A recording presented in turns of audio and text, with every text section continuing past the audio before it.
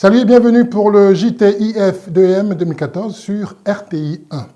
Nous ouvrons le 12e numéro du Journal des Insolites et des Faits divers du Mondial par les Black Stars du Ghana à leur arrivée au stade lors de la rencontre Ghana-Allemagne qui s'est terminée par un match nul, 2 buts partout.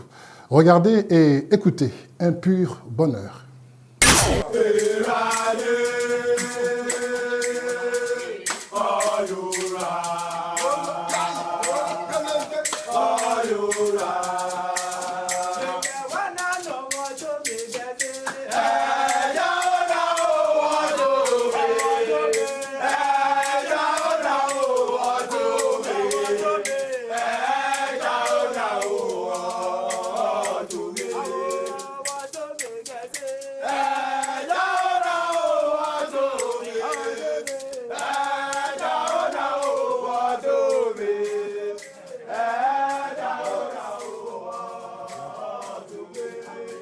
Le Camerounais Assou Ekoto, lors du Cameroun-Croatie, donne un coup de tête à son coéquipier.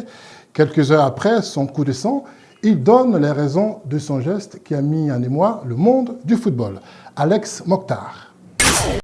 La honte.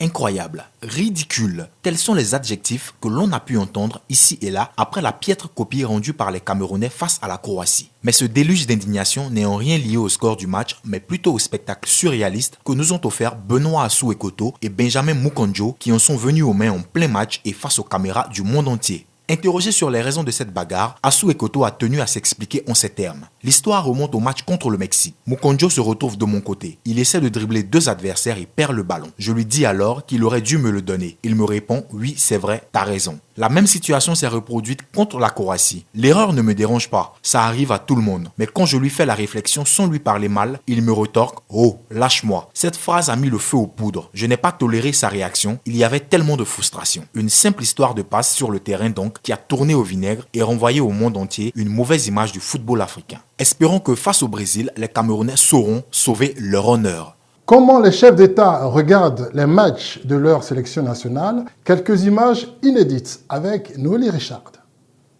Nous débutons avec l'Iran. Voici le président de l'Iran, Hassan Rouhani, devant sa télé en survêtement avec quelques amuse-bouches. Il dit être fier de ses garçons. En Colombie, on mouille le maillot. Le président sortant Juan Manuel Santos a beaucoup apprécié la victoire de la Colombie face à la Grèce 3-0. Cela valait le coup. Le lendemain, il a été réélu à la tête du pays avec 50,9% des voix. Et si les cafeteros avaient perdu? Quant au Mexique, les pouces sont en l'air. Après le bon match nul obtenu face au Brésil 0-0, le président mexicain Enrique Peña Nieto s'est exalté et a publié une photo de la soirée. Le chef d'État était entouré de sa famille et de proches. Tous ont le pouce fièrement levé. Au Brésil, on encourage les joueurs avec le sourire figé. La présidente Dilma Rousseff joue à domicile. Et malgré les manifestations hostiles à la Coupe du Monde, elle tient à soutenir la Seleção, comme ici avec l'attaquant Hulk.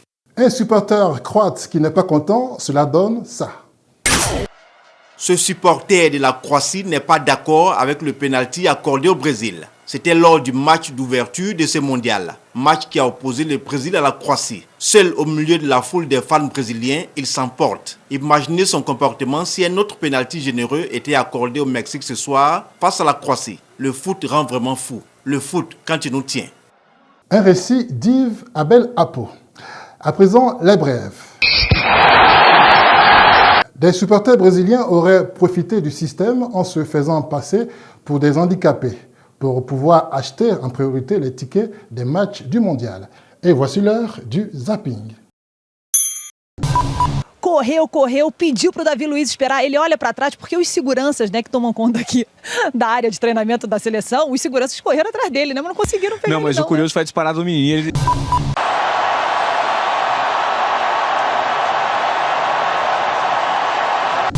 Ele falou assim, não, deixa ele aqui. E aí o menino conseguiu realizar e cara, vai ganhou ganhar a camisa!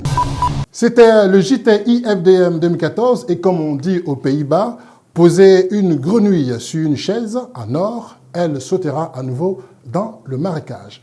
Votre fidélité nous honore et je vous dis à demain.